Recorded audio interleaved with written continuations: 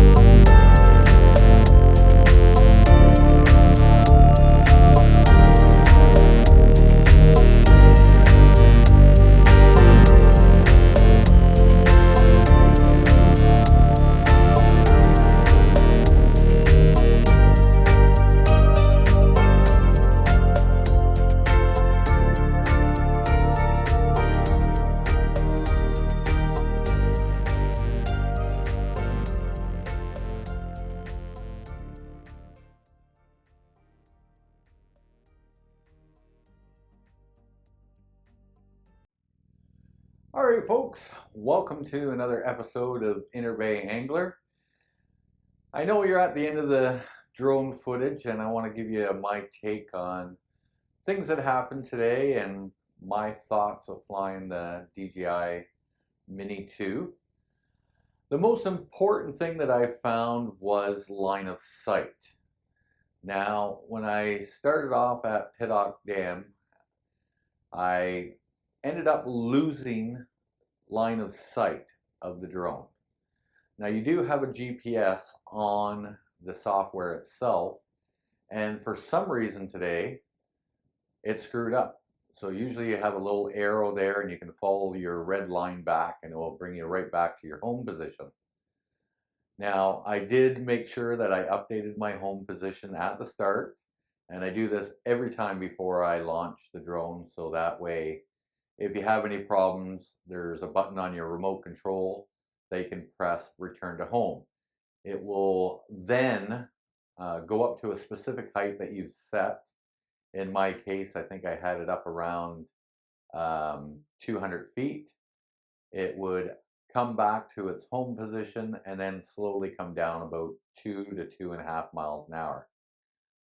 This is great if you totally lose sight and have no clue where it is. You want to make sure you have that return to home height high enough that it's going to clear any obstacle that might be in the way, and then come back to your home position, then slowly come down. This way you then have line of sight again, and you'll tend to hear the blades buzzing as the drone starts to come down.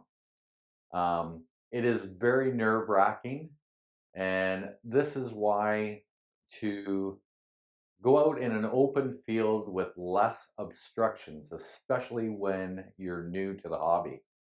And today was a good example of that.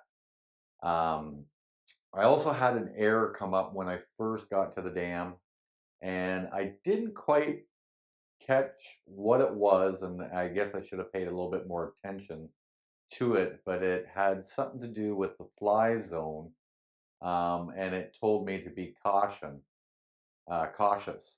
So I'm not sure if maybe that was a possibility of why the drone itself lost its GPS signal out in the middle of the lake.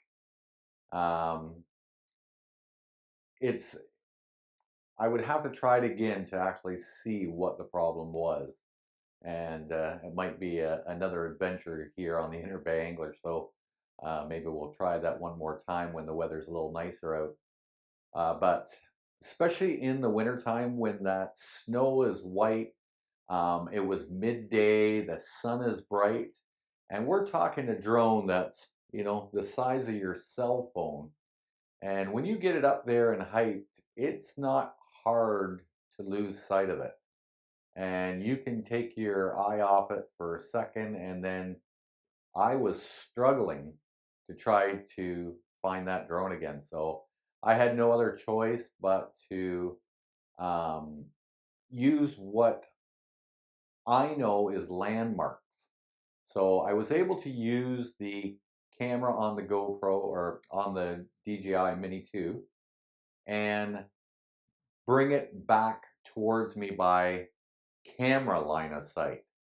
And without that today, I think I would have been in big trouble. I probably would have eventually lost battery power and the drone would have came down, and then I would have had to go out and find it. So fortunately, I know the area quite well. I was able to point that drone in the direction which I could tell by the landmarks was in the area where I was, and then it was quite easy to bring the drone back and land it.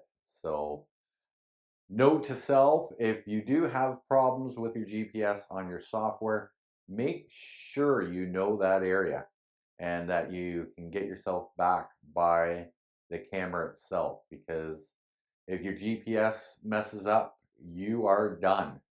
And my suggestion is get it up high enough that you're not going to crash into anything, and then use your camera to try to get back in an area until you can hear that buzzing of the blades.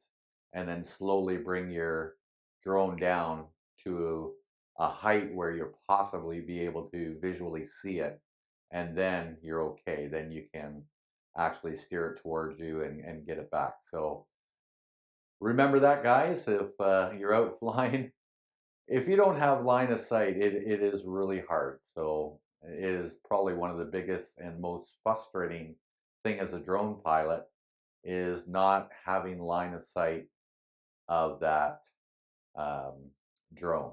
So one of those tips. I hope you enjoyed the video today. And as always, make sure you like and subscribe.